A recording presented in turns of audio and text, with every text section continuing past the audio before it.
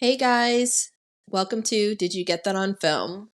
On this podcast, we deep dive into horror movies, and so it is full of explicit content as well as spoilers. Please be advised. Now, let's get to the show.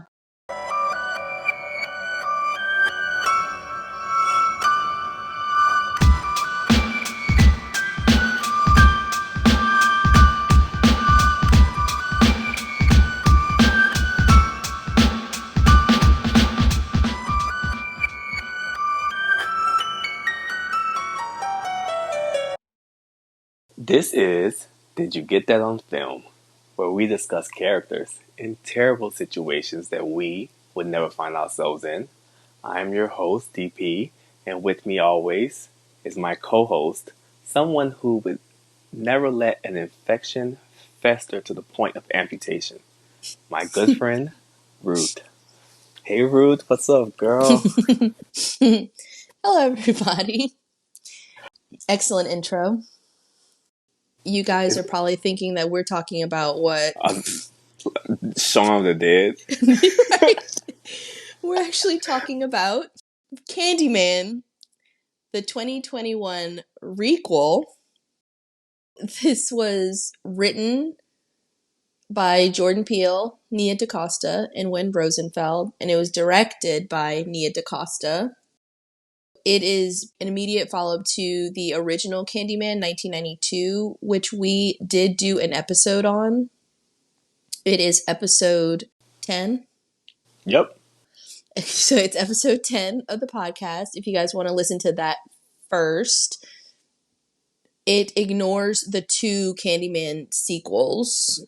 So all you have to do is watch that one and then this one, and you're caught up with this timeline. So it's based on that movie, which was directed by Bernard Rose, and then that movie was based on the book The Forbidden by Clive Barker. So this movie obviously gets a lot of inspiration from The Forbidden as well. So yeah. I know this movie is a requel, but I want to go on record and say I'm a big fan of the sequel. Mm-hmm. What, Farewell to Flash? That second one? We love that movie. Are we biased because it's set in New Orleans? That's so funny because there aren't really any movies that are set in New Orleans that I'm like, oh, it's trash. I'll always give it a chance if it's set in New Orleans. We watched the Hatchet series.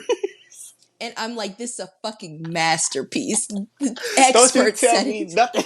Don't you tell me nothing about this, which is good because Tony Todd's in that franchise as well. Exactly. I love it. I love Tony Todd in New Orleans. Tony Todd in New Orleans with a mask. I know. It's my favorite. Love it. Yeah, I'm always like, man, I like the sequels, but I think I've said on the podcast before that I'm not a fan of requels and I'm not a fan of alternate timelines. But I was really excited to do this one because I think this was a requel done right. I agree. You have to accept them a lot more these Huh? days. The requels, prequels, remakes, sequels. I mean, it's just, especially this year, 2024, the calendar's packed with them. So you kind of have to, accept it a bit. And I used to complain a lot about requels, but I agree that I do think that this is one that was done right. I think it has great tone. I think that good atmosphere. I mean, the cinematography is really great. I like the story. I thought the actors were phenomenal. It is. So I am excited to be doing it. So this is another movie in our Black History Month movie lineup. So we're highlighting... Yeah, some of our favorites. Yeah, just some of our favorites that either created, directed by Black artists or feature Black actors in a prominent role. So we picked some that we think are pretty good. So this is one. So should we just get into it? Yes, we should get into it and be very mindful of not saying the C word too many times. Because I'm by myself. Right. So the movie opens on this kid who's named William, and he's playing with some puppets in his room, some shadow puppets with the shadows on the wall. So he's depicting a scene with a police officer and a suspect. And we can hear in the background William's mom is calling him and she's asking him to take their laundry to be washed. Then we get some on screen text and we see that William and his mom are living in the Cabrini Green housing projects. They're living in some of the row houses. We get a shot of the Cabrini Green high rises in the distance, and then the on screen text also tells us that the year is 1977. The laundry area where William has to take their laundry is actually located in one of the Cabrini Green high rise buildings.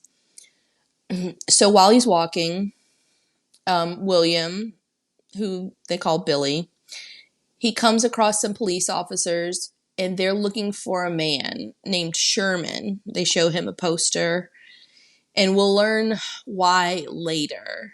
Although we do hear some whispering about him as William's walking, just kind of like, ooh, Sherman's gonna get you type whispers. He's gonna get you. He's gonna get you. Exactly. So outside of the laundry room, William sees this big hole that's cut in the cinder block wall there, and it's pitch black inside, and it really scares him.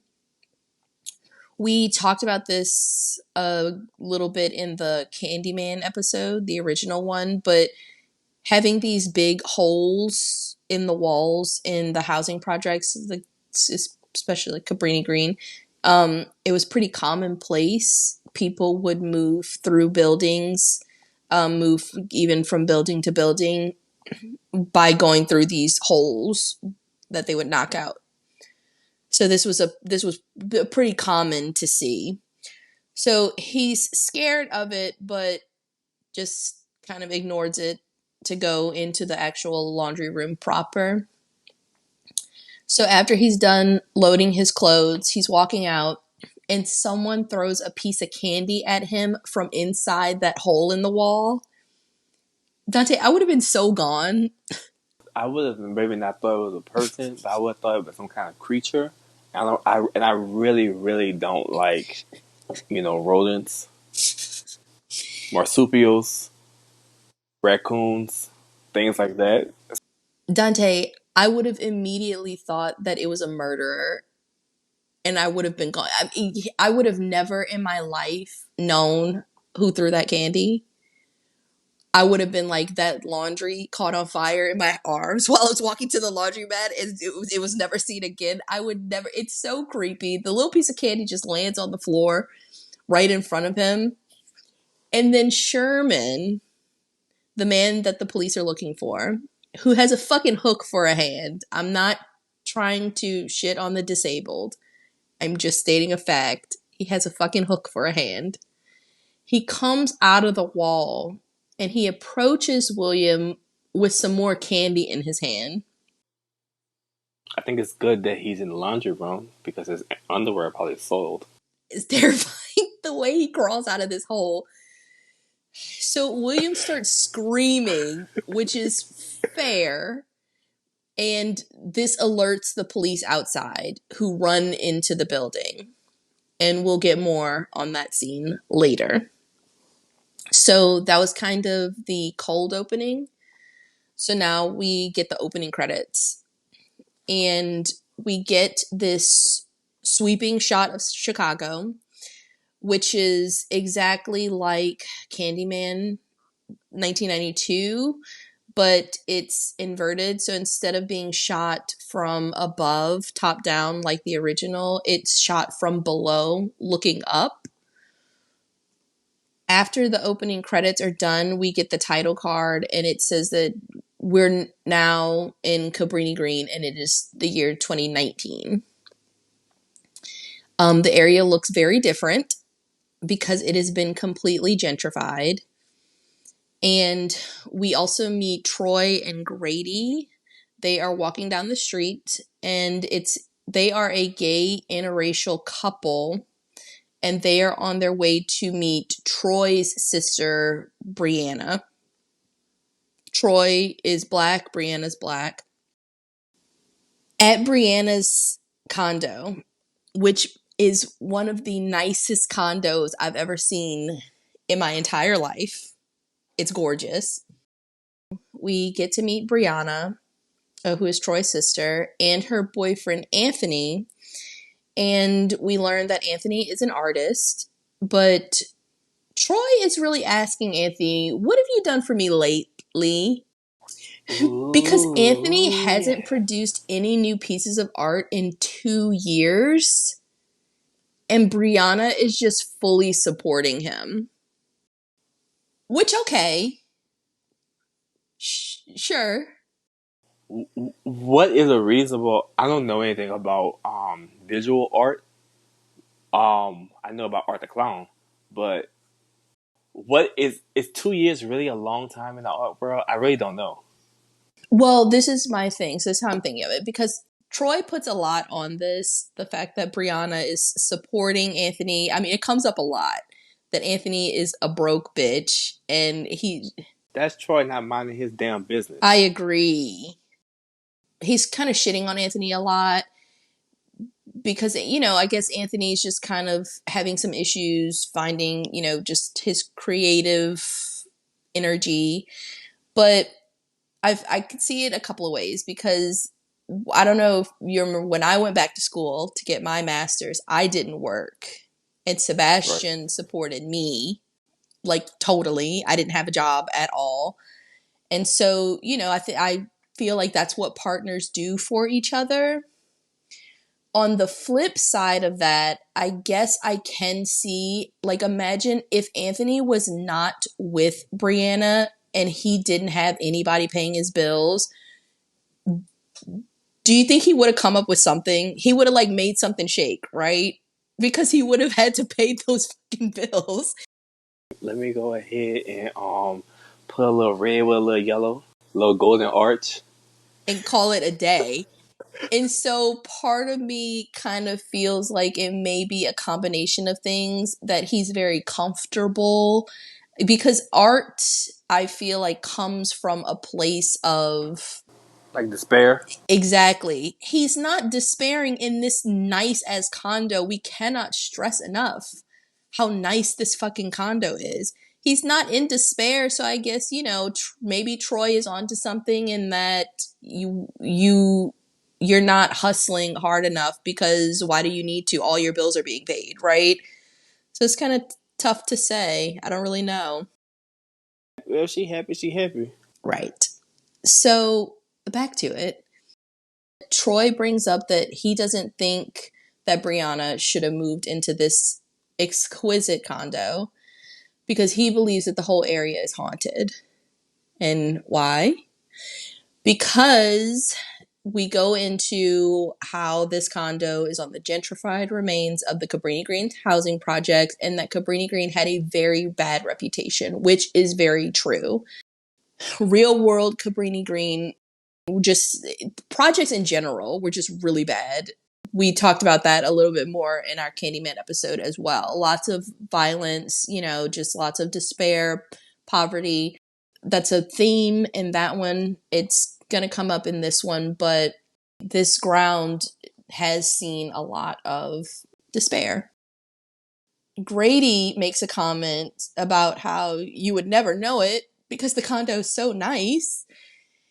And Grady, who is white, he is Troy's boyfriend, they go on to discuss how white people moved the residents around, promising them that they would make the projects better, make them better. But instead of building up the area for the residents there, they built it up and then sold it for profit.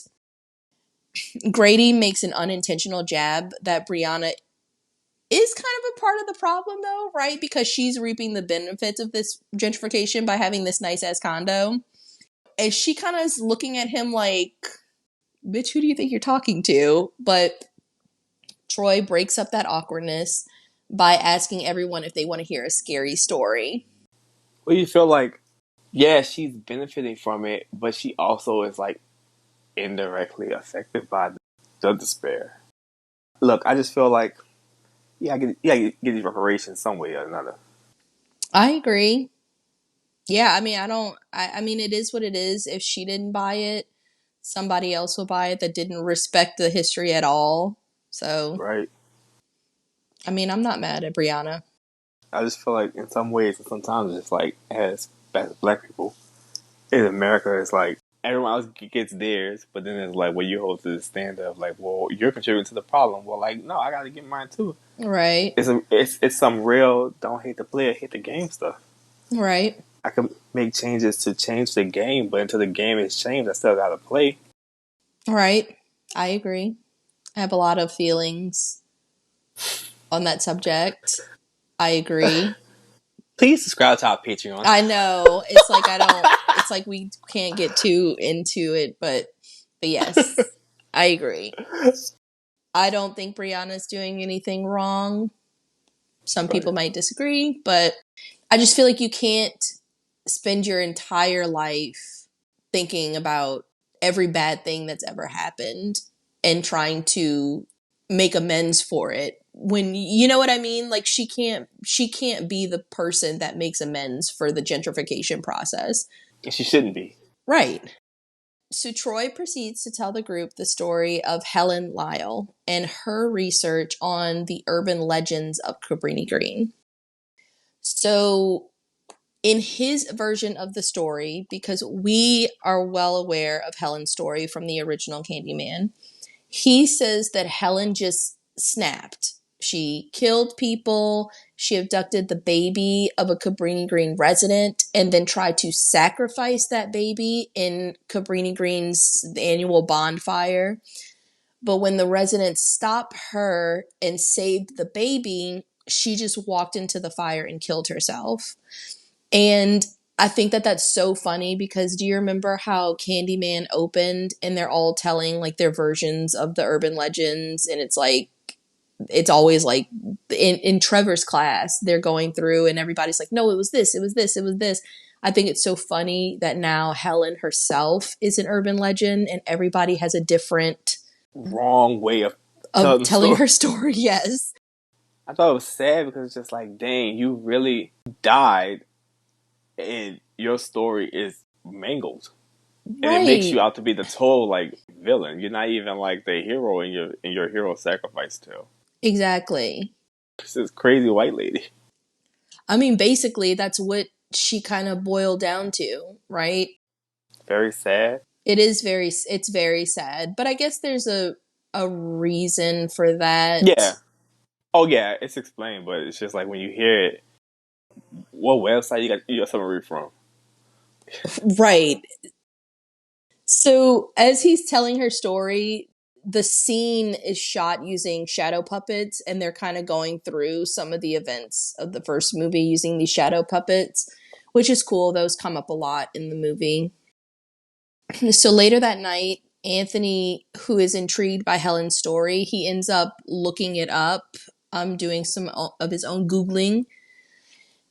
And the next day, Anthony has a meeting with Clive, who is a colleague of Brianna's. So she's a director of an art gallery, and Clive, I guess, is one of her counterparts. I think he's just like an art curator. Yeah. We learn that there's a showcase coming up, and Anthony is on the verge of being replaced in this showcase because, again, Anthony has not produced any new work in about 2 years. So, inspired by what he heard of Helen's story that night, he says that he is thinking about doing a piece on the effects of white supremacy on Black communities, but specifically Cabrini Green. So Clive likes the idea. Anthony's previous works were very heavily racially inspired too. So this is kind of on brand for him. So Clive is showing interest, so Anthony just kind of starts to throw himself into this Cabrini Green research. And of course, the story of Helen Lyle keeps coming up because when you look up housing projects in the 90s, of course, a white woman's story is going to be the thing that keeps popping up. This trending topic. Right. So while Anthony is out shooting some photos in the Cabrini Green neighborhood for his research, he ends up getting stung by a bee on his hand, which, remember that? You won't be able to forget it. It's the beginning of the end. Oh, I mean, literally. So Anthony then climbs the gates that are blocking off. So, like we said earlier, Cabrini Green is separated.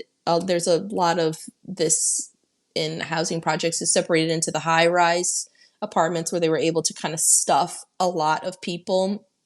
And then these row houses, which were marginally better. It wasn't, the same amount of people packed into them. That's what we saw in the beginning where William lives. So these are still being blocked off because these have not been torn down or changed yet in the gentrification. So he climbs the fence to go explore this area, and he ends up going into one of the houses to take some photos. And while he's inside, he catches a glimpse of somebody watching him from outside through a window, which is so fucking creepy. Again, these are abandoned houses he's in, and you had to hop a fence to get in here. So somebody watching you is very scary. And again, I would have ran. I would have been so gone. But he fucking doesn't leave.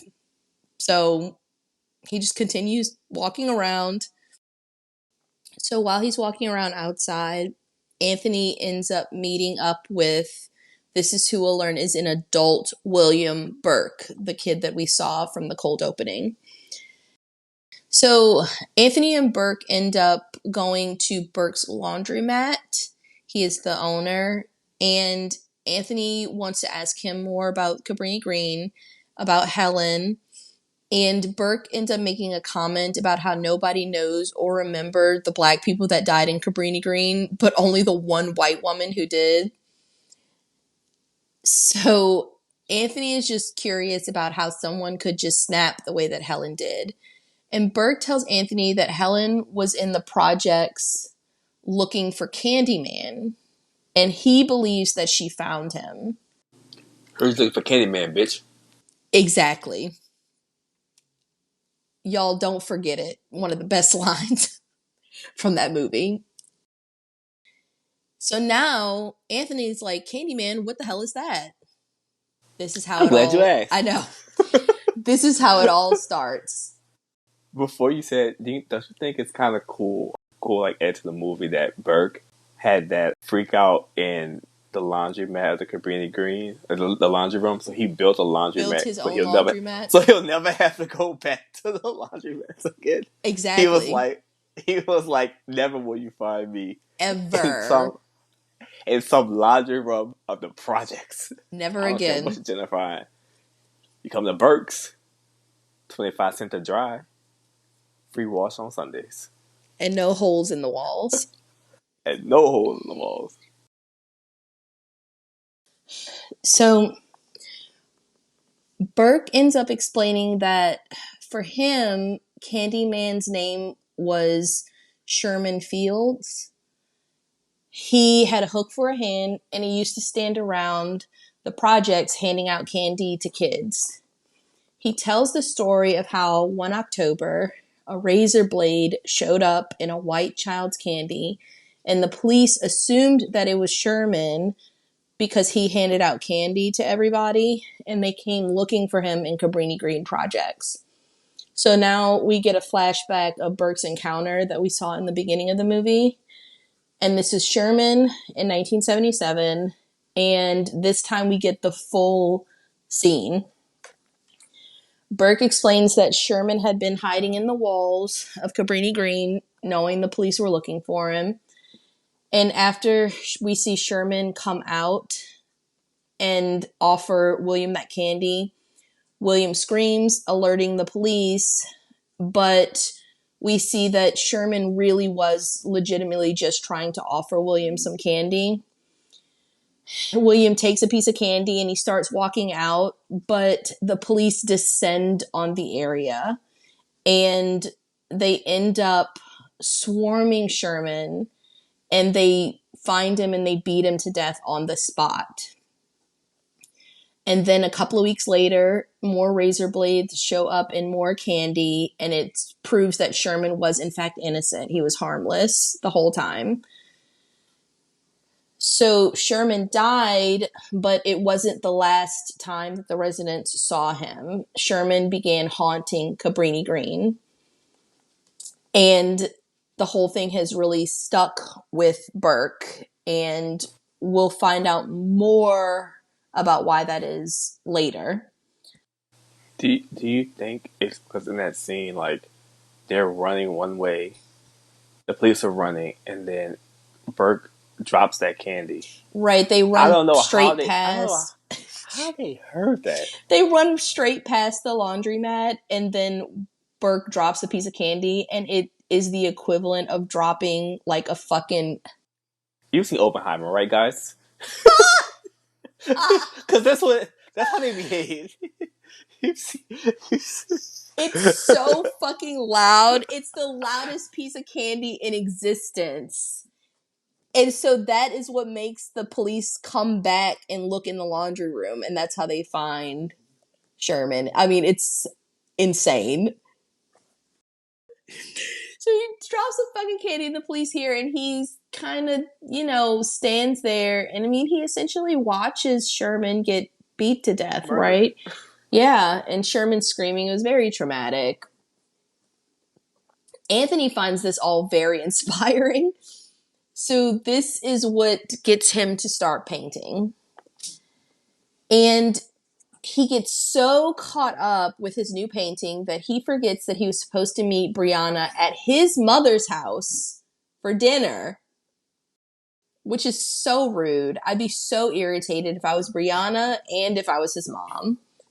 But he's super excited about his new painting. So when Brianna gets home, he starts telling her all about Sherman and how he was beaten to death and the rumors of people seeing his ghost around Cabrini Green, and how the rumors caused him to grow, caused him to become a legend, a Candyman, essentially. Now, he shows Brianna his painting, and she's not really feeling it. But she is very excited that Anthony said that he feels super connected to the project. Now, Anthony maybe should have listened to Brianna when she said that she wasn't really feeling it, because this is the painting that he's going to use to enter the showcase later, but we'll get there soon. So he also brings up the fact that he learned that if you say Candyman 5 times in the mirror, he appears in the reflection and kills you. So he wants to summon him. Why? Doesn't that just seem like the best course of events? Hey, I learned this new thing. Say a guy's name, summon him, die. Let's try it. I do not get the appeal. Candyman is the most, literally the most crystal clear, easiest slasher to avoid. Keep my name out your fucking mouth. Simple. Keep my name out your mouth. But nobody can seem to do that. People are always fucking saying his name and I don't get it. It's like it just couldn't be me. Anthony, what the fuck are you talking about right now? So Brianna is like me, and she's like, I don't play that shit. Because we've discussed this before. What is the true reason to fuck around and find out? Right? Like, what are you gaining by doing this? Even if nothing happens, I mean, it's like you gained nothing. So why even try? It couldn't be me. Couldn't it couldn't be me. anybody I know. Couldn't even be my Facebook friend. I want you to turn this podcast off if it could be you.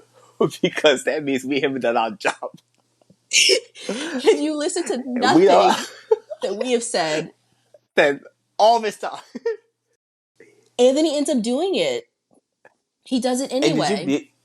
did you peep that like once he does it, you can see Candyman? Yes. So in these gorgeous floor to ceiling windows, he does it. They're laughing, just chuckling.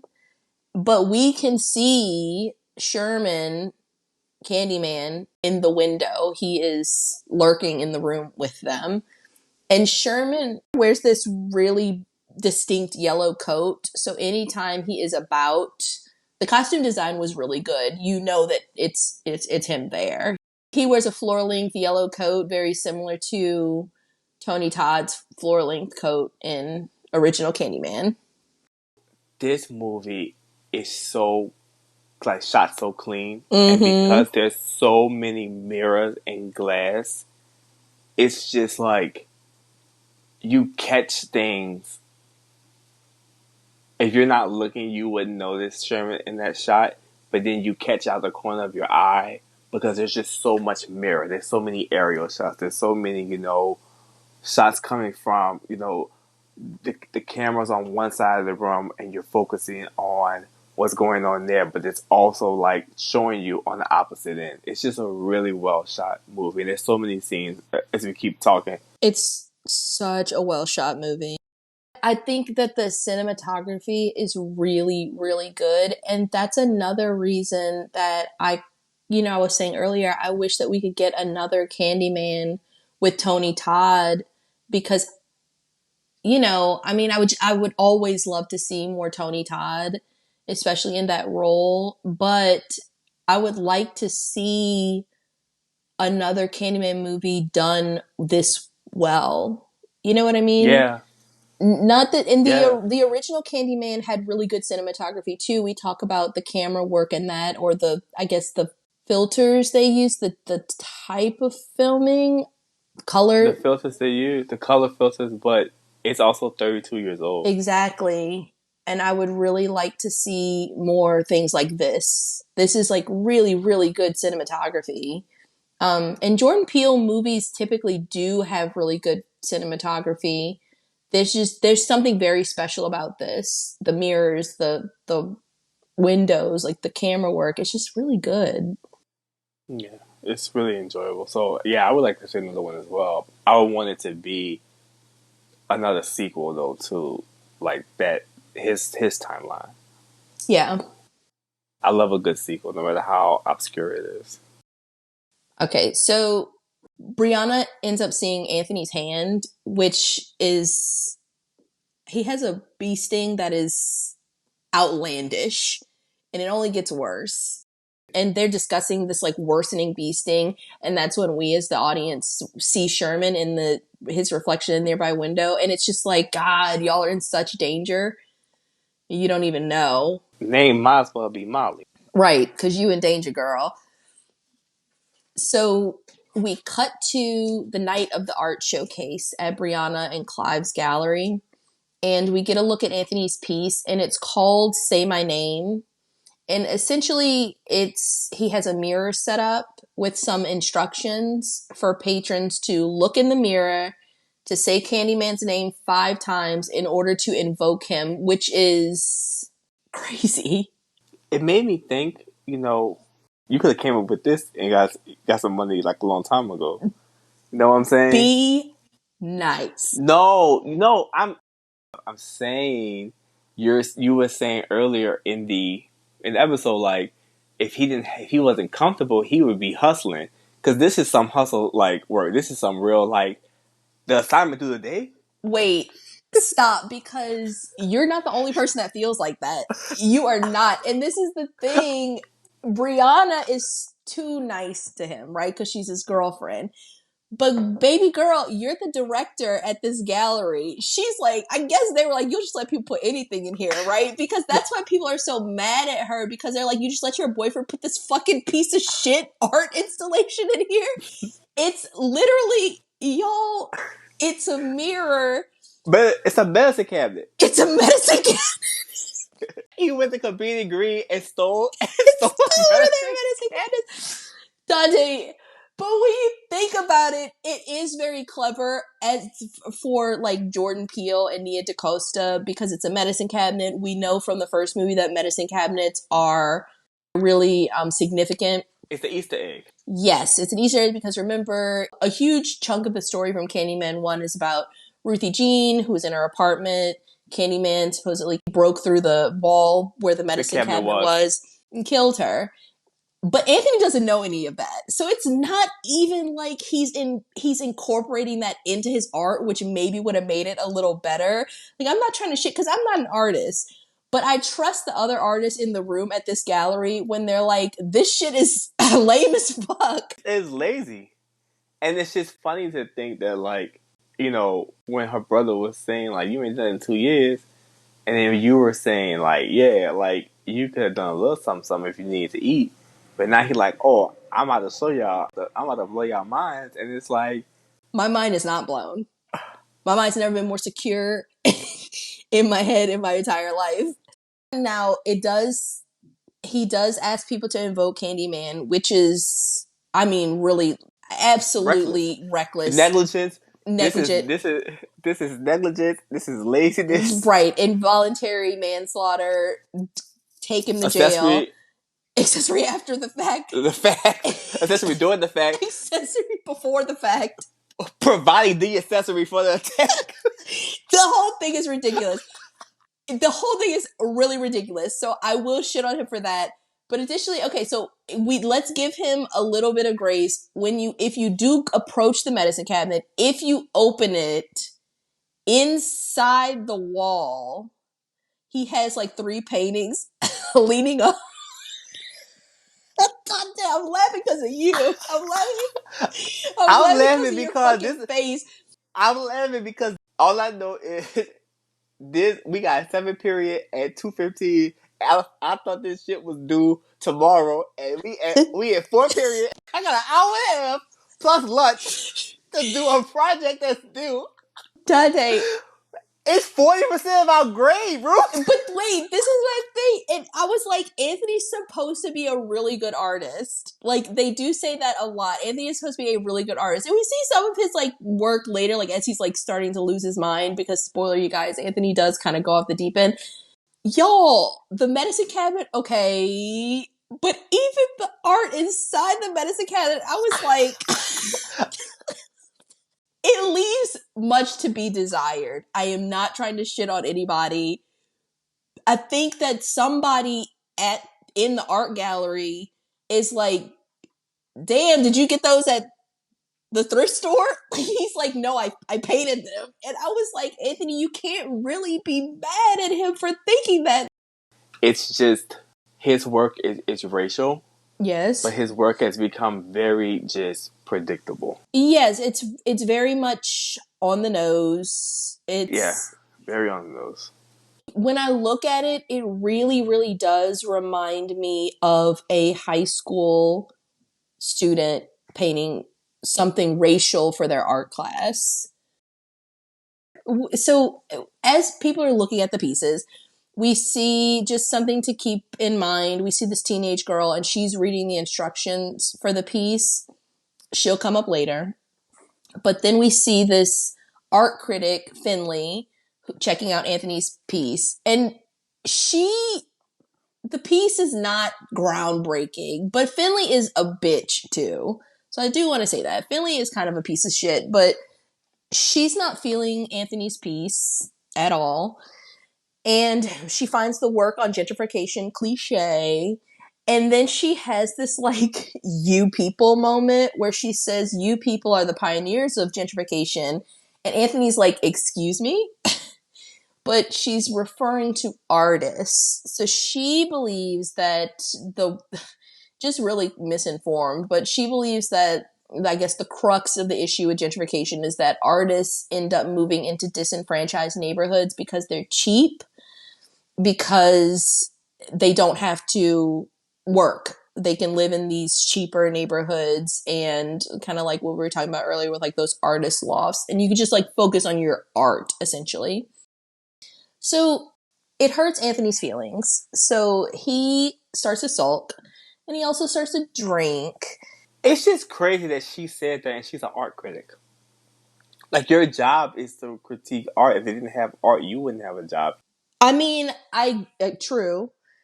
Yeah, no, Finley's a bitch. So let's not forget. But at the same time, a lot of people that, and I'm not shitting on artists at all, but there's a lot of people that say they are artists and they make stuff like what Anthony made.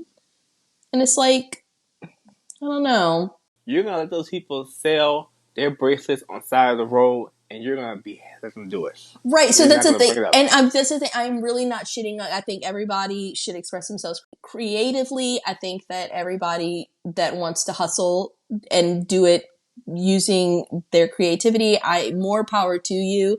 But I think that that's what Finley is talking about. That everybody feels like they're an artist.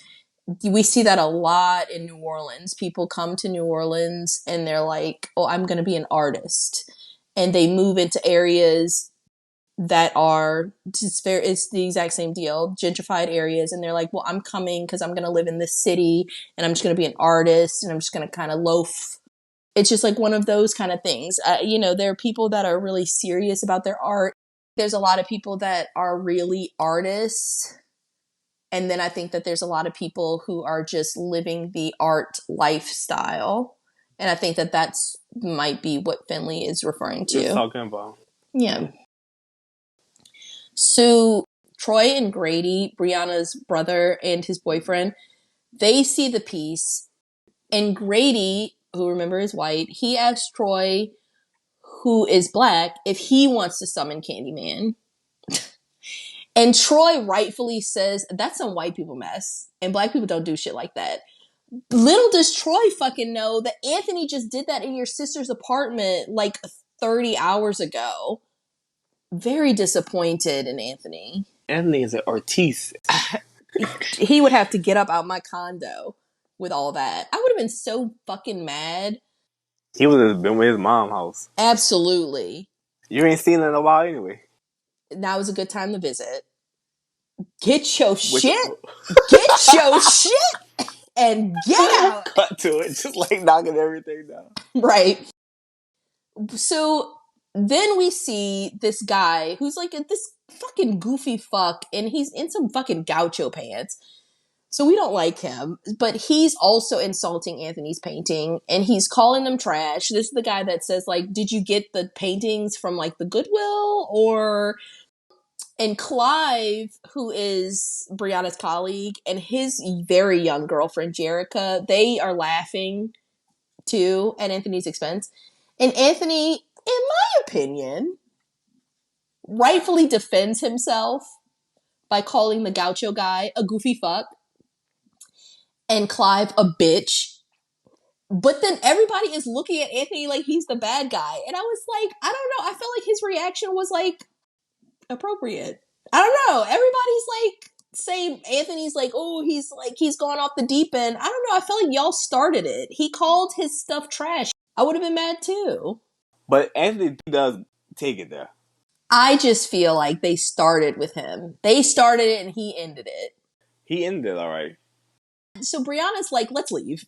She's like, we need to go. So yeah, I mean, he's been drinking a little bit. So she ends up taking him home because he's allegedly caused a scene at her gallery. Anthony literally told that man he should be stocking up for morning after pills for his summer intern program. He did say that, which he had prepared. He'd been thinking about that line for a while. It was good though. It was good. Jericho was like, I'm on a Nuvo ring. I'm just like, shut your stupid Yeah, self Jerica, up. you're not helping. So back at home, we get a shot of Anthony and he's sitting in front of a mirror and he's drawing a self-portrait and he notices a bee that is like inside the mirror. And I was like, what? That's kind of like alarming, right? He's just like, oh, this is cool. Right. So we cut back to the gallery and this is where we get Candyman's first and second on-screen kill. After the gallery closes, Clive and Jerica are left behind to clean up and they have sex in the gallery. But Clive is still pretty heated from his exchange with Anthony. But Jerica decides that this would be a good reason to summon Candyman. So they're standing in front of Anthony's art installation in front of that medicine cabinet. She says his name 5 times. It's such a good shot. This whole scene is shot very, very well. This was like what we were talking about earlier with the mirrors and the windows, the camera work. We see Candyman, we see him appear in the reflection in the mirror of Anthony's art piece. They don't see him. You, as the audience, cannot see him operating in this room unless it is through some mirror, some glass somewhere. It is totally shot almost exclusively through reflection as far as like he is concerned. So when he appears, he slits Jerica's throat first. Clive in the audience can't see him in the physical form, but Clive is panicking and he tries to run away, but the gallery doors are locked. And Candyman ends up putting his hook through Clive's ankle and he drags him back into the gallery and he ends up gutting him. So we cut to the next morning and we see Anthony, who is very inspired. He's painting portraits of Candyman and he's pretty frenzied at this point. We also get a shot of his hand and the shit looks terrible. It looks horrible, disgusting. I mean, that have to hurt, right? Yeah, I mean, it's essentially, obviously, as it goes on, we see that it's not like what's happening to him is not natural, but it's definitely rotting. His hand is starting to like rot from the sting outward. So Brianna gets to work at the gallery and she ends up finding Clive and Jerica's bodies. And it's very traumatic for her. I mean, like I said, Clive is gutted. So, I mean, that's crazy. So on the news, reports of the murders, they keep mentioning Anthony's art piece because the bodies were found right in front of it. And Anthony loves this. I mean, he's like cheesed up. And Brianna and Troy are appalled by his reaction. And he's like, yeah, I mean, you know, it's sad, but I don't like him. I know, right? He's like, I mean, I can't be that fucking sad. I don't like him. And he's like, my art piece, which was mediocre anyway, is now getting attention. So, silver lining.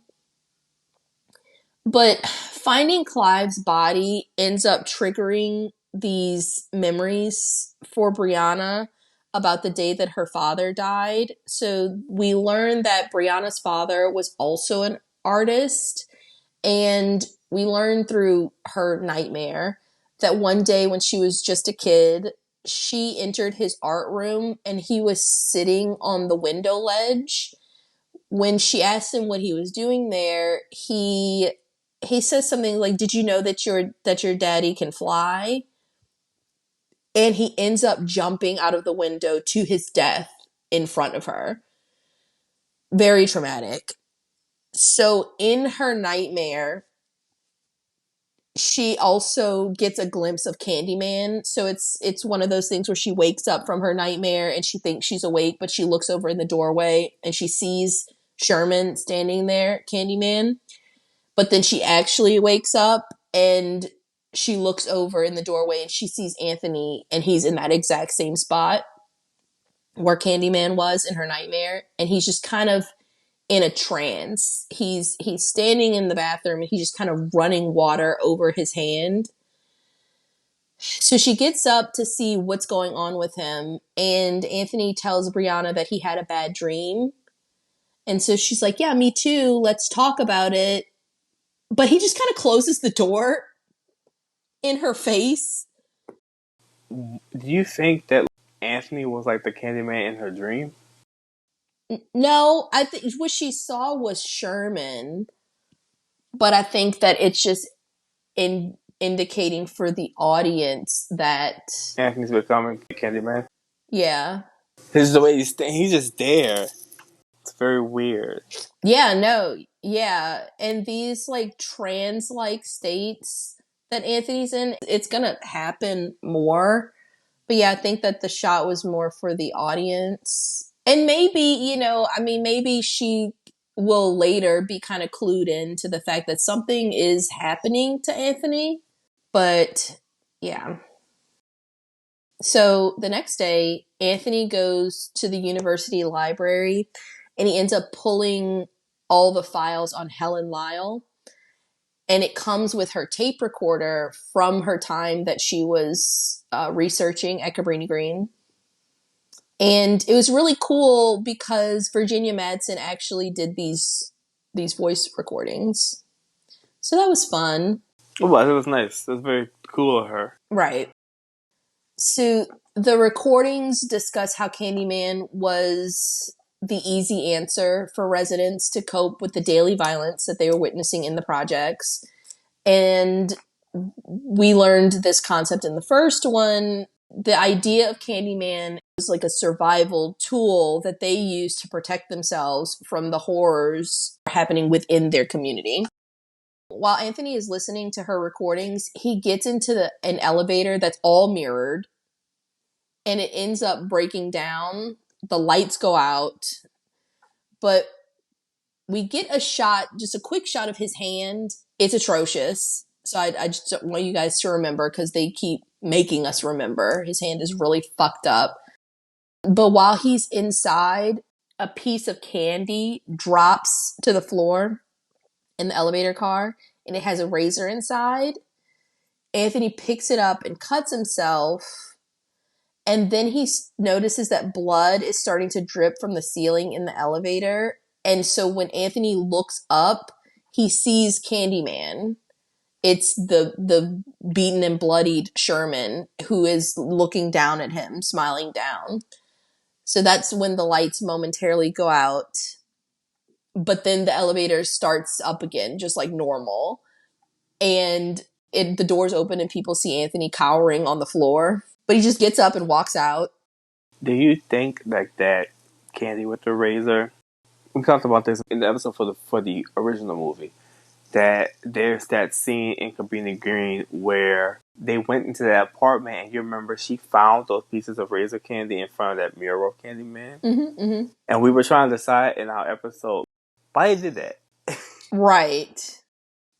What I got from it was that after Sherman was beaten to death, he is kind of a part of this collective hive of candy men, which we'll learn about a little bit more later. But after he is beaten to death, he becomes a vessel for vengeance in a way.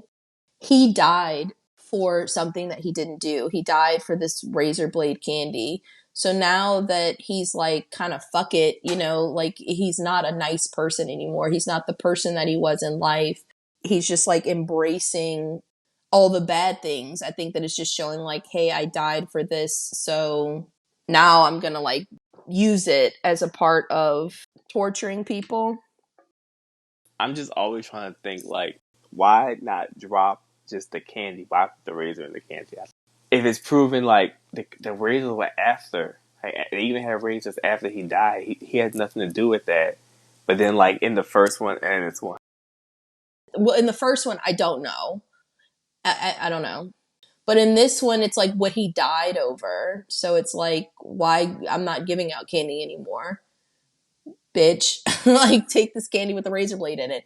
But additionally, we also have to concede that this is a hallucination, too, right? yeah. Anthony is not well, too. So he sees Sherman in a lot of instances where Sherman may or may not be there. I would assume that Sherman is stalking him now. He's a part of him, so he's like stalking and waiting, just biding his time, right? Yeah. I didn't think that Anthony was having hallucinations of Sherman. I thought that he was having, kind of like Helen was in the first movie. Like, you really having interactions with this dude. Well, it's hard to say because Anthony doesn't really have interactions with Sherman like Helen does in the Hmm. first one. That is true. That's okay. I don't know. Maybe it's up for interpretation. Maybe. Because that candy is not there. Anthony doesn't walk out with that piece of candy in his hand.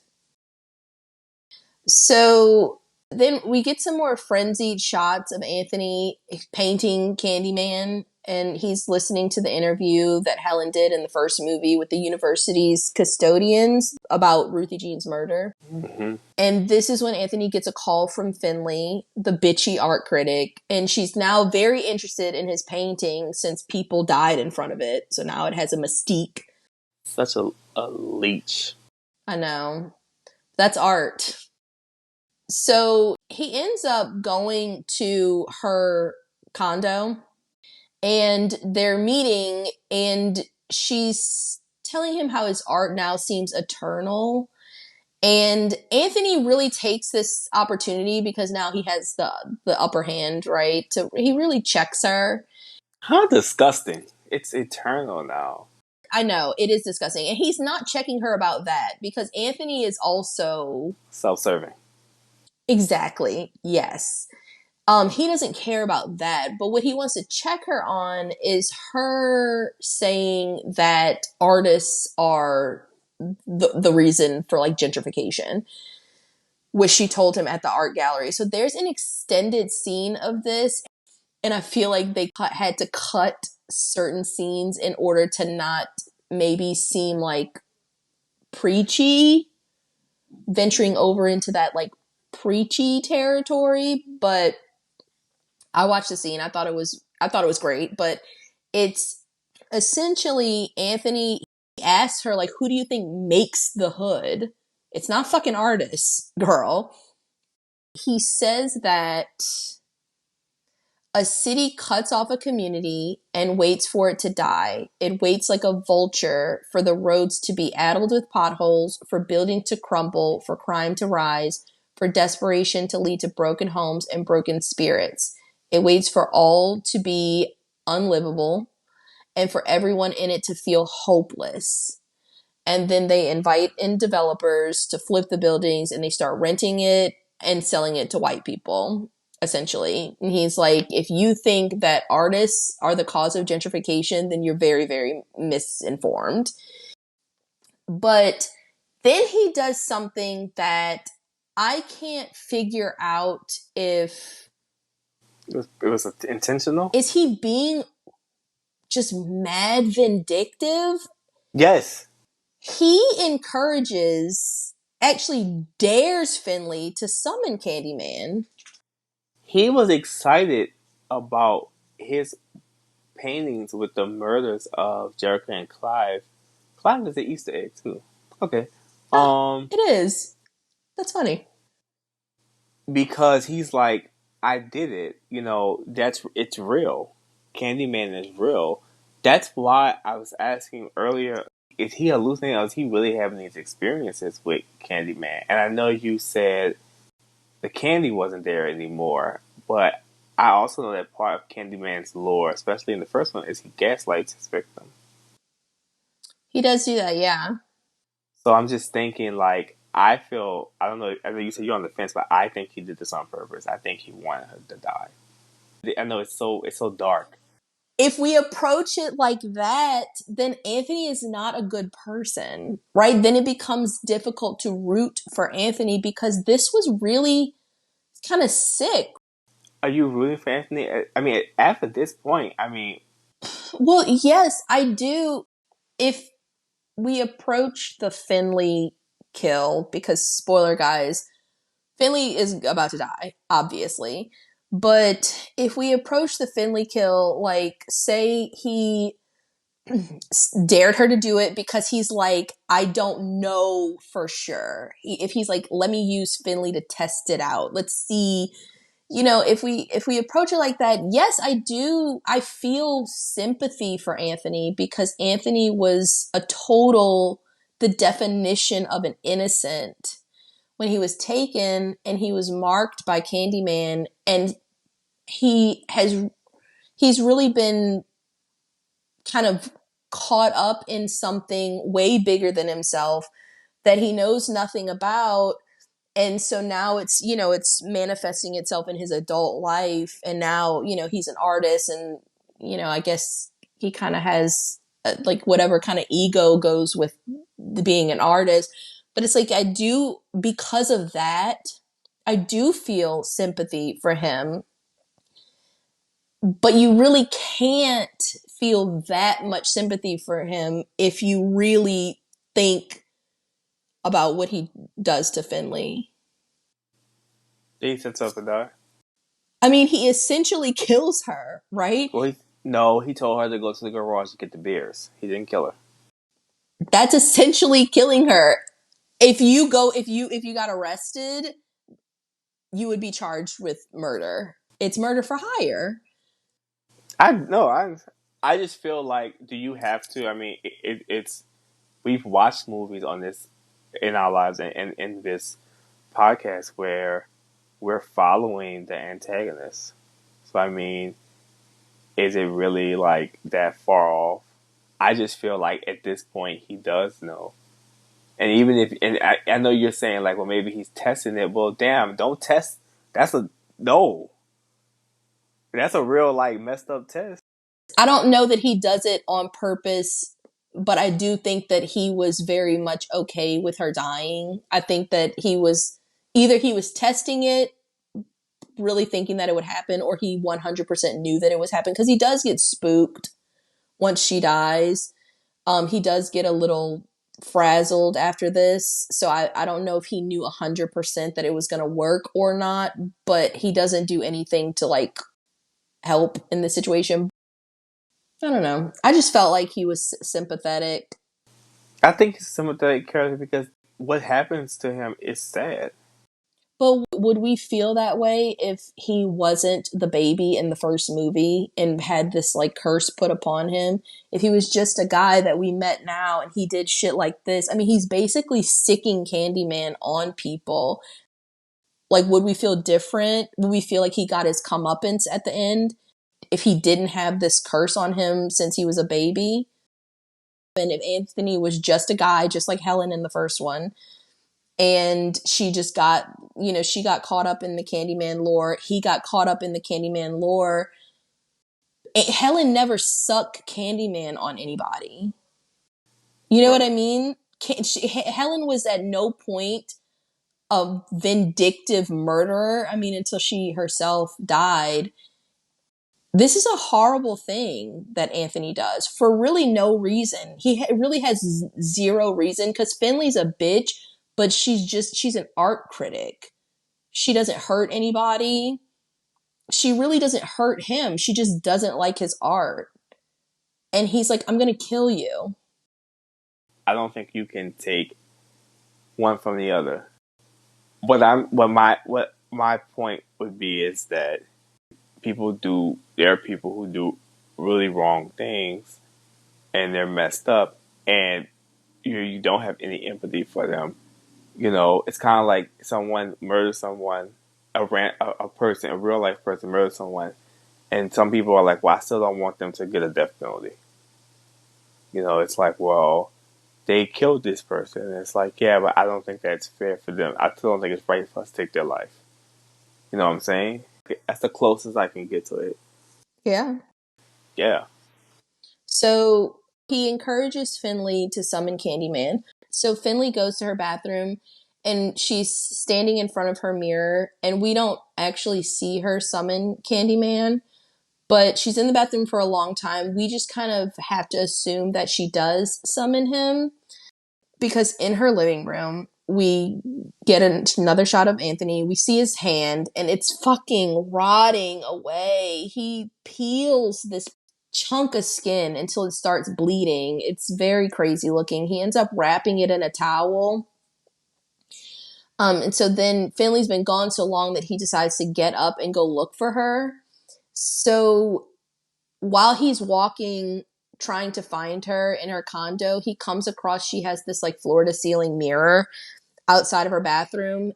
So outside of the corner of his eye, he sees Candyman's outline through Finley's bathroom door. And so when he turns back to the mirror that's like adjacent from her bathroom door, his reflection is actually Candyman. It is Sherman. And his rotting hand that he just wrapped in a towel, it is actually, it corresponds to Sherman's hooked hand. And so he's very confused about this. He's kind of enthralled in the mirror, seeing himself as Candyman. All of his actions are mirrored in Sherman's actions. That's when Finley comes out of the bathroom and Anthony is going through it, right? Because this is a pretty good indication that Finley did summon Candyman. He is here, but he's also Anthony. So he was always there. Right. So Anthony is looking at her, but it's being shot. The camera is facing Anthony and the mirror. So we as the audience see that it's Candyman through the reflection. And he is in the bathroom with Finley.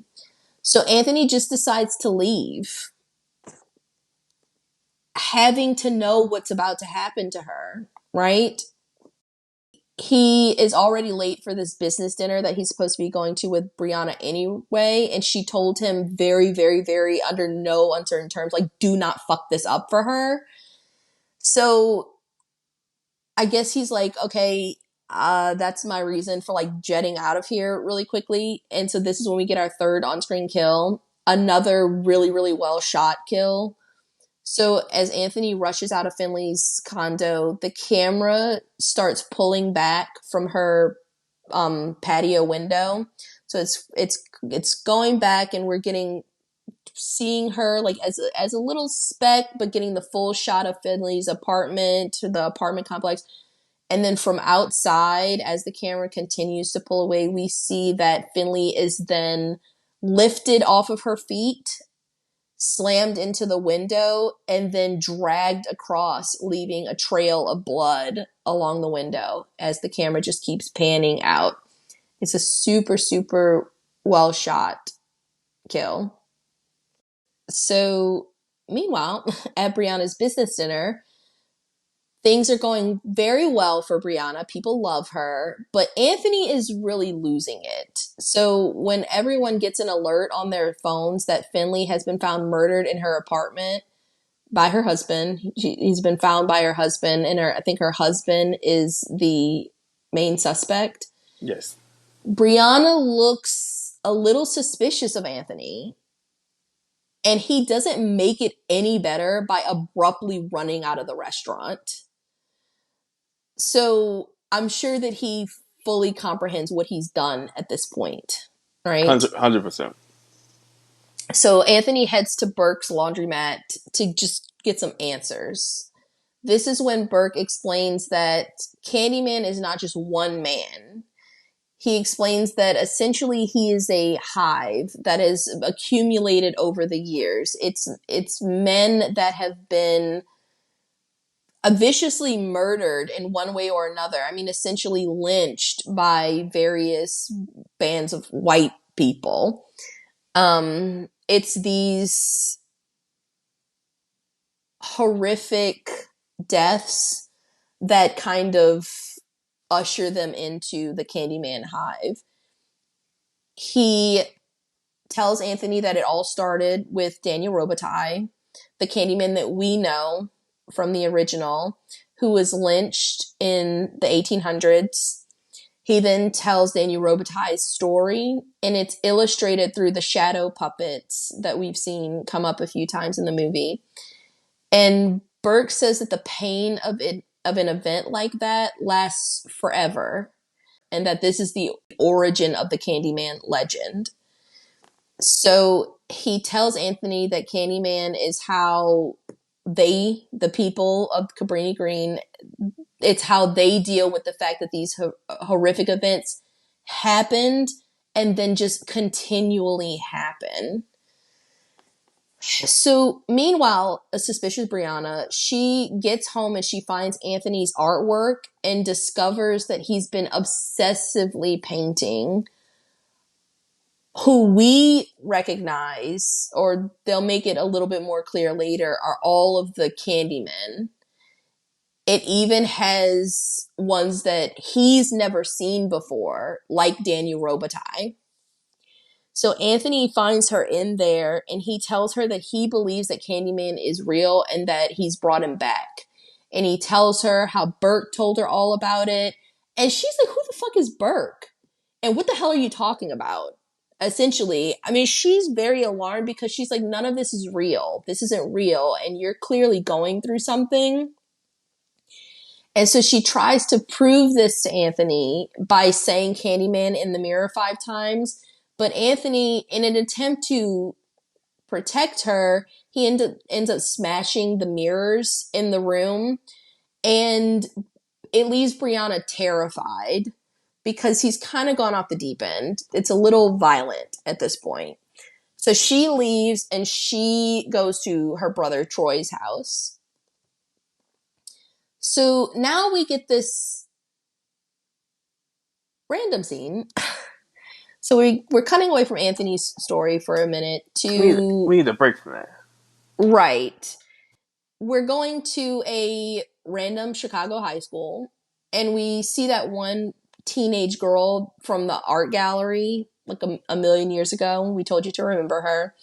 But she decides that it would be a good idea for her and 4 of her friends to summon Candyman in their school bathroom because she read it on that paper that Anthony gave out at the art gallery. So this is going to be Candyman's 4th, 5th, 6th, 7th on-screen kills. They're kind of partially on-screen. It's a lot of fancy camera work, but all the girls line up to do the summoning ritual. And one of the friends ends up getting spooked, and she's like, I think the fuck not. And she leaves. So good for her. We're rooting for her. She books it out of there. She's like, not today. She's gone. So the remaining 4 girls, they complete the ritual. They say Candyman. As they're about to leave the bathroom, another student, Trina, comes in and she locks herself in a stall. And the girls do like a little light bullying on while they're trying to leave the bathroom. And I was like, that's fucking, what was the point of putting that in there? So we feel better about them dying? It had to be. It had so to be. Fucking random. Because it was the only way for them to be coming out. Because in a normal setting, they would have opened that. She would have opened the door and they would have went out at the same time. It would have never closed again. Right. But she comes in and they stop because they had to do that light bullying. So the door closes. Tampon Trina. Right. Very fucking bizarre. But once the door to the bathroom closes, it will not open again. So they're struggling trying to open it. And one of the girls ends up getting killed right in front of the bathroom mirror. We don't actually see her being killed. But her friends are watching under the stalls, and we see a sheet of blood pouring down. I mean, like a sheet of blood. Blood budget was not existent. So the next kills we see are through Trina's POV. So remember, she's in one of the bathroom stalls. So she's seeing it happen like under the stall door. She also drops, or one of the girls also drops a compact, like a little mirror on the floor. And so we're seeing it through that. You can see them trying to crawl away. I'm sorry, under the stall doors, but it's just like there's a lot of slashing going on. You can see Candyman in the bathroom, and he's really hacking girls up. There's blood everywhere. But Trina is not harmed. So good for you, Trina. Trina has to tell everybody. Right. So we learned from a news report later that Say My Name was written in blood on the bathroom mirror when the girls were found. They end up calling this, whoever this person is that they think that they're looking for, the Say My Name killer. So I think that they might think that they're connected in some way. These kills, I felt like these kills were added to boost the kill count. I like the scene. It's a sequel. You gotta have the body counts gotta be higher. And then if they didn't, it wouldn't be like a slasher. Like it wouldn't really fit. It doesn't really fit in that genre very much anyway. But I mean, it would be forever before we saw anybody else die. So, but so meanwhile, Anthony, who's been sleeping on his studio floor amidst all these smashed mirrors, he wakes up and he finds glass shards stuck all in his rotting hand. And he lifts his sleeve, and we see at this point that this infection has spread from just the small bee sting on Anthony's hand all the way up his arm. His whole arm is rotting at this point. His fingernails are falling off because they're dead. He's pulling glass shards out of his hands. It's a lot. So Anthony finally decides to put his fucking thinking cap on. And he's like, I'm going to go to the hospital, sir. So we see, once he gets to the hospital, that the rot from his hand has traveled all the way up to his neck at this point. All the way up his arm, up his neck. It's fucking horrendous. When the doctor enters, she actually tells him that he was born at this hospital on the north side, which is near Cabrini Green. And this is the equivalent to their, I don't know, what is it called? The like public hospital? It's Charity? like a charity. Yeah, Charity. it's where you go like if you don't have insurance. Because remember, he's just an artist, so he doesn't have insurance. So Charity. yeah, he ends up making the connection. He said that he was always told that he was born on the south side. She was like, no, you were born here. So because it's that type of hospital, he makes the connection that his mom had lied to him. His mom has apparently been lying to him his whole life. If he was born at this hospital, He was then born his in mom probably, yeah, lived in Cabrini Green. So this prompts Anthony to go visit his mother. And I'm sure that Anthony must be feeling very strange, right? Because he had this encounter with Sherman at Finley's house. He's seeing himself as Candyman. So I think that because he's like, okay, my mom lied to me about where I was born. I was a baby in Cabrini Green at this time. I think that he is slowly making the connection that, am I that baby? Because why else would my mom lie to me? Right? I guess he must be feeling that there has to be some sort of connection well, between yeah. them. He's not dumb. Right. Well, I mean, he's an idiot for summoning Candyman, but honestly, this was gonna happen to you no matter what. Right. It was a matter of time. Oh, right. So all of this prompts Anthony to go visit his mom. And we're shown for the first time as an audience because you wouldn't know up until this point. So he's getting an inkling. We might be getting an inkling. But when he gets to his mom's house, she opens the door, and his mother is Anne Marie. She is the same very beautiful, ageless actress from the very first movie. It's Vanessa E. Williams.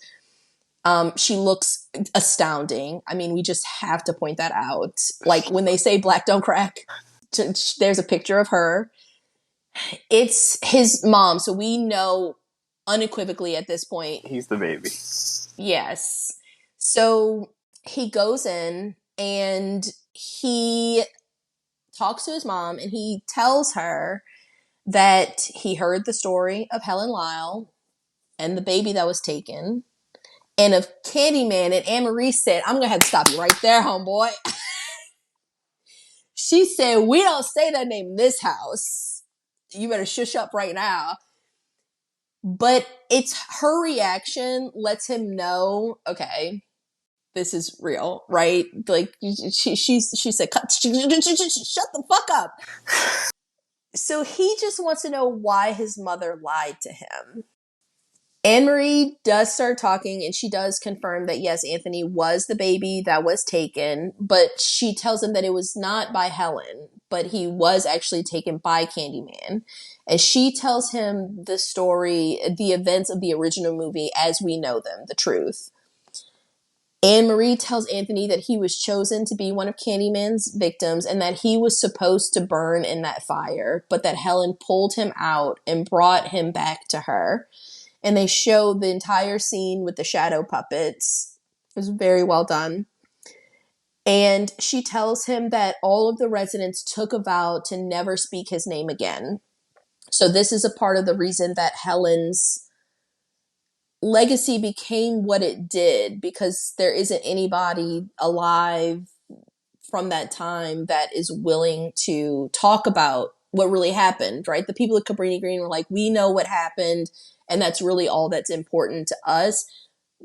We need to kill this legend, squash it. And that's essentially what they did for a very long time. They wanted him, Candyman, and his legacy to die that night in the fire. And it worked for however many 30 something years. But she says that somebody broke that pact. We know that somebody is William Burke. Just really doing the absolute most.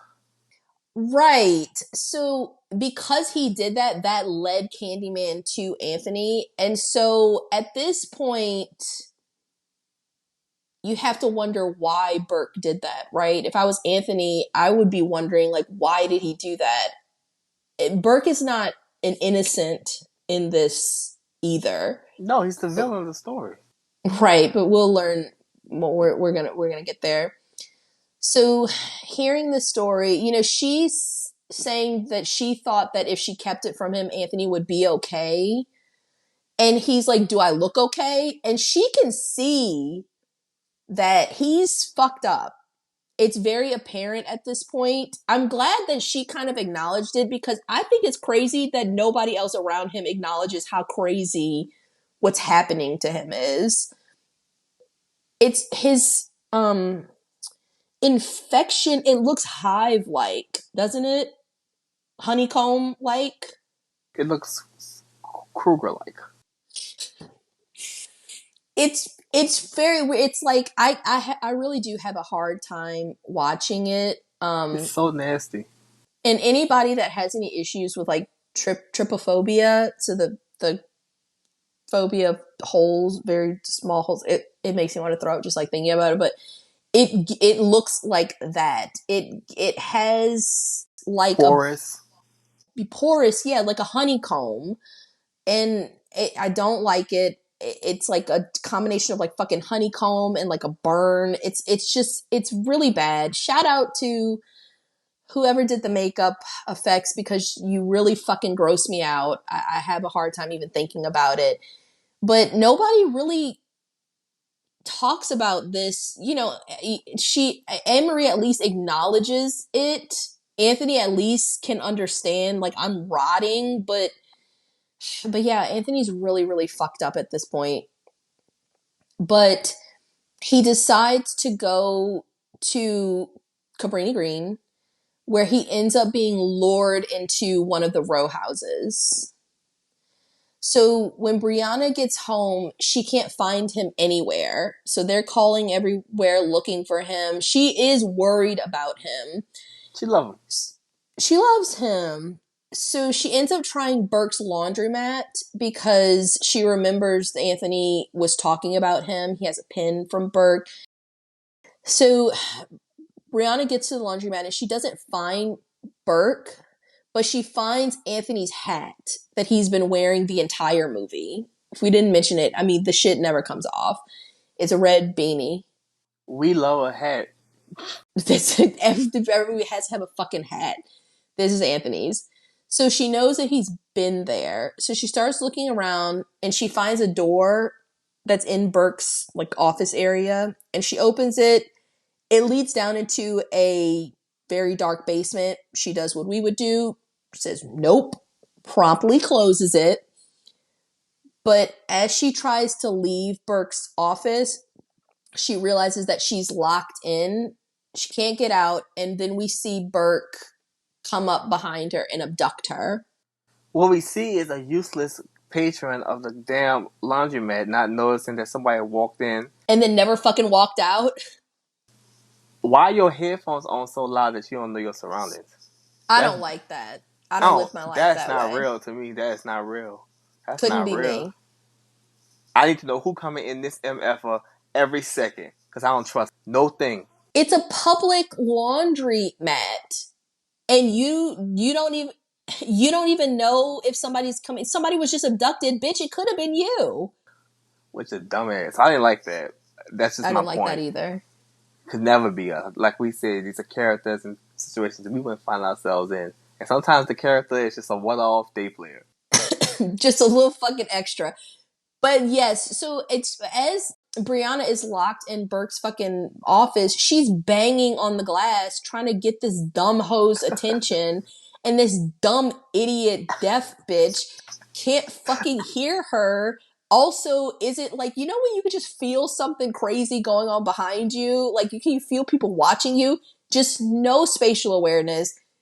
She doesn't hear her. So fucking Brianna gets abducted. Might as well had the miracle worker in there. Y'all saw that This movie? Because that's what I felt like right now. this is what it's giving. I was like, bitch, You the villain. count your fucking days right. That's the real villain. So now we get a flashback. We're going back to 1977. It's William Burke as a child. And this flashback is trying to help explain why Burke is unhinged. He is not a normal man. You know, so much shit. Right. We've been operating under the assumption that Burke is just a well-meaning guy, normal laundromat owner. He saw Sherman get killed. That was really traumatic, but he kind of moved on with his life. No, it's deeper than that, because back in Cabrini Green at his house, his sister and a friend, they're in the bathroom, and he really wants to play with them, whatever they're doing in the bathroom. But he's like the younger brother, so she won't let him in the bathroom with her, and he's kind of upset. But it ends up being a good thing, because what they're doing in the bathroom is they're summoning Candyman. Can you believe that? That was shocking. Y'all, in this movie, people are actually summoning Candyman. People do that. Isn't that, like, bonkers? But you know what? Well, Tony Todd is like, I would be missing a lot of checks if people didn't fucking do this. If there wasn't a universe where people just sat in front of the fucking mirror and summoned Candyman, I would be out of a job. I won't even eat a bunch of crunch in front of the mirror. Like, I'm straight up not So playing. No candy for this man in front of a mirror. people just fucking do it. And I'm sure Tony Todd is like baby rubbing his hands together every time somebody steps in front of the bathroom mirror. He's like, yes, I can't fucking wait. They're fucking summoning Candyman. Of course they're killed ruthlessly by Sherman. It's a small scene, but it's very scary. It's sad. Because they're like living in the projects, and they're just killed in the bathroom. Like, he closes the door, and that's it. They're kids too. Like, They're 12. yeah. They're like 12 years old, maybe. She closes the door, and that's it. That's the last time. And so then when Sherman, you hear some like commotion, and when Sherman goes back to the bathroom, he's like, come on, guys. He opens the door, and they're like, I think one of their bodies is like blocking the door from opening all the way. It's just like a bloody, nasty mess in the bathroom. And he finds them dead, and he sees Sherman like jumping out the window. Wink at him or something. Yeah, he like smiles and then leaves. And I was like, Traumatizing. that's very traumatic. I mean, he already saw Sherman get beat to death, which is enough trauma for a lifetime. But then that probably added to the layer of guilt, right? Because if he got Sherman caught. Killed, I don't care what nobody yes, say. He got him caught, and then Sherman came back and killed his sister. right. And so now we cut back to present day, and we see Burke has lost it. And it's like, yeah, I mean, I fucking get it. Mask off. Literally. Burke is a totally different person at this point. So he has taken Brianna to an abandoned church in Cabrini Green. He ties her up, and then he makes a 911 call in his white voice. And I just think that it's so funny. But he is alerting the police that he's seen the Say My Name killer in the old Cabrini Green row houses, and that he's killing people. And he's like, come quick, I've seen the Say My Name killer. So then when he hangs up the phone, this is when Brianna kind of comes to, gathering herself, and she's just very confused. But she sees Anthony, who is sitting up where the altar would be in the church, and he's in this fugue-like state. So he's not really responding to her. So this is when Burke starts to explain everything. And he has one of the best lines in fucking cinematic history, because she's looking like, I'm mad confused. And he's like, I'm on some other shit now. I guess I'm on some other shit now. I know that she was probably like, yeah, you fucking are. This shit is crazy. He's doing a lot. Yeah, I love that line. I use it all the time. I love it. It's such a good line, because it's like, yeah, you really are on some other shit now. This is Coleman Domingo, and he's just so good at both roles in this movie. As a nice, normal laundromat person, and as a Ghostface killer, because he is so manic at this point. He is the personification of Anthony's art. It's so manic. It's and so just frenzied. It's really crazy. Crazy. It's so many emotions. All, and you look at, and when we're in that scene in their studio, and it's every picture of all the Candymans, and they're all just different, and they're all just, you almost like a gasp, but just all the horror. That's how it is right now with Burke. You know, he looks like a man that's been trying to keep it together for 30 years, and at this point he's like unraveling at the seams. That he's really coming undone. In this scene, everybody and their backstories is coming together. It's just so much trauma in this, and the lid is off. Yeah. It's all very sad, you know. Burke goes on to explain that it's very similar to what he was saying earlier. Cabrini Green was marked in a way, and he explained that it's just the same as with a fabric. Once it's stained, you can wash it out, but it's always going to be there. There's always going to be something left behind. It's like a thinning of the fabric. And he compares that to Cabrini Green, and he says Cabrini Green just got caught in this loop. It was just repeatedly stained in the same spot every time some horrific, tragic event took place there, until finally it rotted from the inside out. Everyone was forced to move out. Their homes were torn down, but that rot is still there. Right? It's like, you can tear down the projects, you gentrified it, but this land is rotted. I mean, I don't know if you guys remember, if you haven't listened to our Candyman episode, please do. If you haven't seen the movie, it's a must. But it's like, that's where when we say that Daniel Robitaille was lynched, he was lynched on Cabrini Green land. All of these horrific events are happening in this very spot. So he's just saying that the Candyman is kind of a manifestation of those who suffered from all this violence, the unjust murder. So at this point, I guess it's like Burke has decided that they have been the victims of this too long.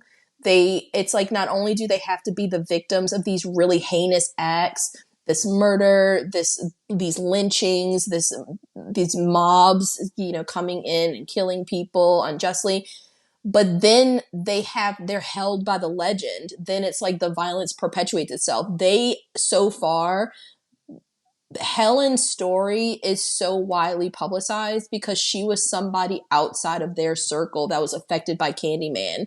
But it's like, not only do they have to deal with their loved ones being murdered, but then they have to deal with the ghost of Candyman, the legend coming back and haunting them all this time. And I guess Burke is over it at this point. He's done with it. So he's like, I'm going to use Candyman, I guess essentially I'm going to give it back to them. It is their turn to suffer the consequences of Candyman. It can't always be us. Does that make sense? Knowing how it ends, yes. You know, Burke is the villain in this movie, but talk about a sympathetic villain, right? It's like, I just feel so sorry for him. The whole thing is tragic. People are, is the term, a victim of their circumstances. Mm-hmm. All of this is the reason that Burke feels like he needs to bring Candyman back. This time, they'll lose their fathers, their babies, their sisters. That it's time to put the hurt on the people that have come in and taken over this land. Just kind of, settled in the cesspool, right? Like it's like you never took the time to actually help the people that went through it. You just kind of like erased it, and now you feel like it's livable, and so you took it. So now he's like, this is his vengeance story. So he reveals that he always suspected that Anthony, who was the baby that was taken in the original, would find his way back to Cabrini Green. So he planned this entire thing. He'd just been biding his time. And so then he takes Anthony's hand and he takes a saw and he totally cuts it off. Not even an electric saw. No, it's a hand. He hand saws this off. Brianna is horrified. And I guess Anthony can feel it. Kinda. Kind of. He is in this fugue state, but he is also like, you see the tears streaming down his eyes. He takes this hook and he jams it into the bloodied stump where Anthony's hand used to be, because it's Candyman has to have a hook, right? He also puts a long coat on Anthony because we always know Candyman has to have that long coat. He reveals that he plans to have Anthony killed by the police. A horrific event. Very, very similar to a lynching. And this will then continue the Candyman legacy. So Burke is essentially creating his very own Candyman. Brianna ends up breaking free and escaping, and she's running down these tunnels, and she ends up stabbing Burke. He catches up to her and she stabs him with a pin. Anthony ends up finding her. They're in one of the row houses, and he is in very bad shape. He seems to at least understand what's happening. And he ends up collapsing into her lap. So this whole time you hear police cars arriving, and Brianna really wants to help Anthony. She because she does love him. She wants to get him to a hospital. It's also tragic because when the police sirens get close, she alerts the police to their location because she's like, I'm gonna get you help. But just as Burke predicted, the police come in, and without exchanging any words with Anthony, who is collapsed on the floor in Brianna's lap, they just shoot him to death. So now Anthony is dead. He is going to be a part of this Candyman hive. So the police then arrest Brianna and load her into an SUV waiting outside. And then there's this really, really scumbag detective who is also a villain in the story. This detective, he tries to intimidate / threaten Brianna into telling a story that essentially says that Anthony came at the officer. And so the officer ended up having to shoot him in self-defense. And he's like, well, you can do that, or we can say that you were a part of it, and then you'll go to jail for the rest of your life.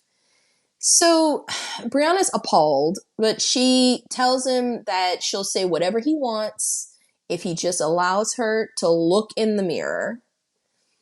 And he's like, okay. So, of course, when he angles the rearview mirror at her, she invokes Candyman, who she knows is now Anthony.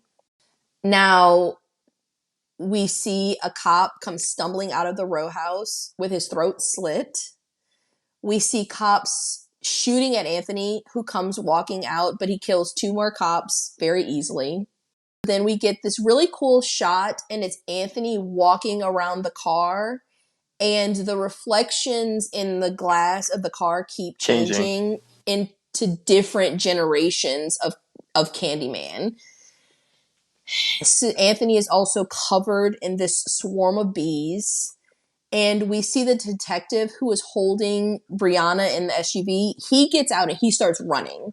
He runs down an alley, and Candyman is on him. When Brianna follows to see what happened, we see Candyman, and he's floating there with his face entirely obscured by a swarm of bees, and he ends up gutting the detective. Marvelous. Justice. I love it. So that is, The 8th, 9th, 10th, 11th, and 12th killer. yeah, so, well, Burke is the 8th, I guess. Burke is the 8th, Anthony is the 9th, and then 10th, 11th, 12th, 13, 4 police officers are killed. So he then floats up to Brianna, and we see the bees start to dissipate. And y'all, I was hollering in the movie theater. When the bees are gone, it is revealed to be Daniel Robitaille, the Tony Todd, the original Candyman. And he tells her to tell everyone. Then we get the end credits. While the credits are rolling, we get these depictions of various black men, some real, some from the movies. They've all been murdered, lynched in some way due to white hate. And they then become that generation's Candyman. So we get the puppet rendition of Daniel Robitaille's story, the original Candyman. We get George Stinney, who was a 14-year-old boy who was wrongfully accused of murdering 2 young white girls. He was executed. He actually became the youngest person ever to die by the electric chair. This is in 1940. They actually had to put like phone books under him. He was so small. Yes. Sherman Fields, who the Candyman that we meet in this movie. James Byrd, who was lynched in 1998. So he was in the car with some white supremacists. They ended up dragging him behind their pickup until he was decapitated. That's like our Candyman. Right, that was the 90s. I mean, it's so, that story was, I remember it when I heard that story when I was younger when it Me happened. too. And it was, I mean, that's so fucking horrific. They drug him for miles, and his head ended up getting, they hit a culvert, and his head became detached from his body. I mean, it's so fucking horrible. But then of course you see like Anthony's story. You think about this movie, and you think about like Anthony dying at the end. It's really sad for him, but for like Anne Marie, because you fought to get him out the projects, and then he died. To avoid this very thing. I thing. don't want you to die here. I don't want you to be killed, and it's exactly what I wanted to avoid happened. Right. You know, and it kind of, so I brought that up to say it was sad, but also like I think in the last episode we brought up books that we had read, and this was The Short and Tragic Life of Robert Pierce. So it's a book, and this is pretty much the story. A single mom worked really hard to get her son out the projects. He ends up going to school, but through things gets caught back up in the projects and ends up being murdered. It's not for the faint of heart. It's a lot. It'll fuck you up for a long time. But yeah, through these shadow puppets, the puppets then suggest that there will be more Candymen. There will be more people joining this hive, right? Because it just keeps happening. So there is an alternate ending to this movie.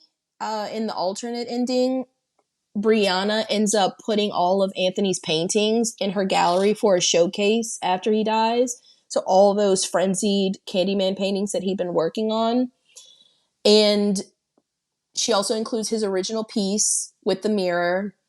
And then after the gallery closes and she's alone, we see her approaching it, presumably to summon Candyman, but the screen goes black before she does.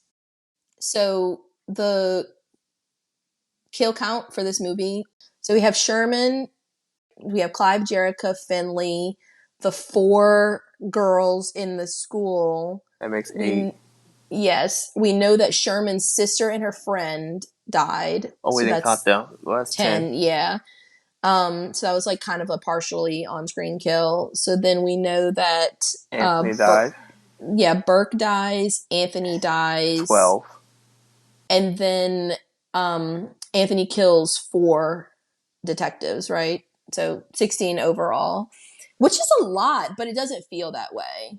I mean, it really doesn't. But Anthony's Candyman kills 4. So yeah. So the Rotten Tomatoes for this movie is an 84% critic and a 72% audience. And it has an IMDb score of 5.9 out of 10 with 72,000 reviews. So just some fun facts. So Lakeith Stanfield was actually considered for the role of Anthony McCoy before Yahya Abdul-Mateen, but he ended up turning it down for Judas and the Black Messiah, which actually garnered him his first Academy Award nomination. I think it worked out well on both parts for this movie and for that movie. A big part of it also is Yaya is so tall. That too, he has that Candyman stature. He has that Candyman stature. Yeah. He just looked like... He looked like Candyman. So Jordan Peele was originally attached to direct the movie early on in production, but he ended up just moving into a producer's role, and Nia DaCosta was hired as a director. And she later became the first Black female filmmaker to have a movie open at first place at the box office. So I was like, good for her. Love it. I thought she did a really good job. Upon the second day of its release, the film dethroned Free Guy to be the top at the box office. So it's so funny. This was the first Candyman film to have a Black protagonist. Yeah. Virginia Madsen returned as Helen Lyle, but in just that small voice role that we heard earlier. But apparently I was reading, and I thought it was very cool, she was actually supposed to have a bigger role in this movie originally. I think maybe just in like early talks.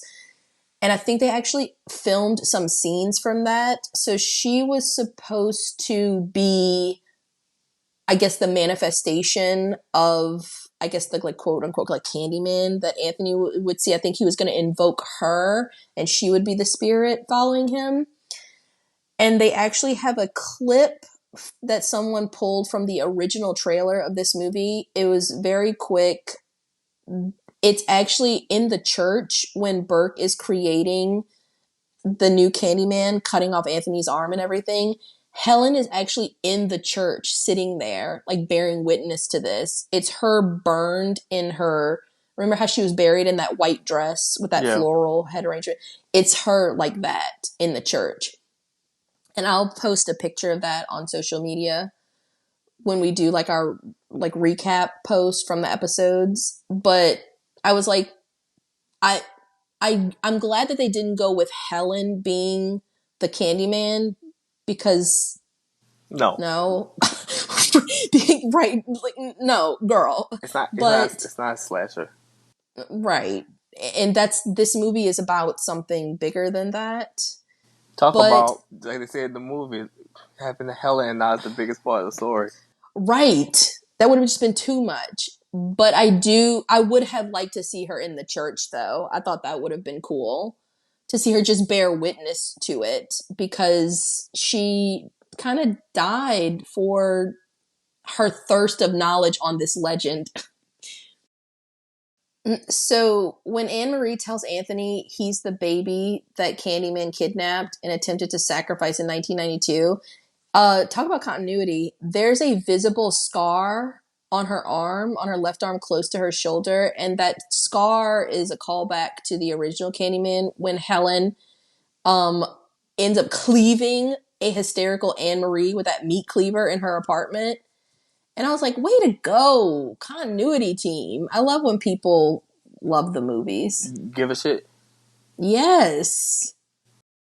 So final one. So the shadow puppetry in the movie, so all of those shadow puppets, it was all done 100% practical, no CGI. All the puppets are made out of paper, and then they have wire like joints and armature, and they had like a team of people work on this, making these puppets come to life. Jordan Peele really likes puppetry. And I thought that they did a good job. I thought that that was a great way of giving backstory and context to the movie. It was a very unique way. Yes. I appreciated the puppets. So, what do you think? Hit or miss? This is a hit. This is probably my favorite horror movie of this decade. This is a hit for me too. This is I so love this good. movie. I think it's really good. I love that it's a reasonable runtime, so I can watch it over and over again. Mm-hmm.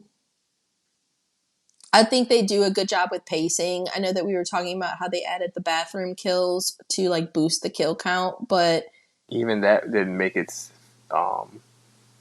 terrible. right. I thought that it actually turns out to be a nice addition.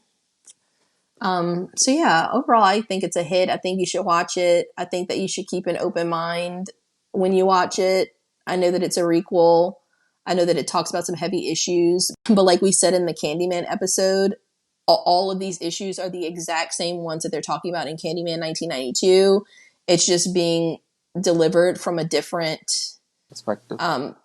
perspective in this one. So I would recommend, if you like Candyman 1992, I definitely recommend seeing this one. And if you do like Candyman 92 and you feel this movie is too quote unquote woke, then watch the second one and the third one, because they don't have any of that. Yeah. They're just good old fashioned slashers. Yeah. So there's something for everybody. Whole franchise on point. Agreed. So yeah. Please follow us on all of our own socials. It's Instagram, it is Facebook, it's YouTube, it's all Did You Get That on Film. Yes, also Did You Get That on Film at gmail.com, just in case you don't have any social media. Okay. So thank you guys. And we will be back next week with a brand new episode. So thank you for sticking around. Bye.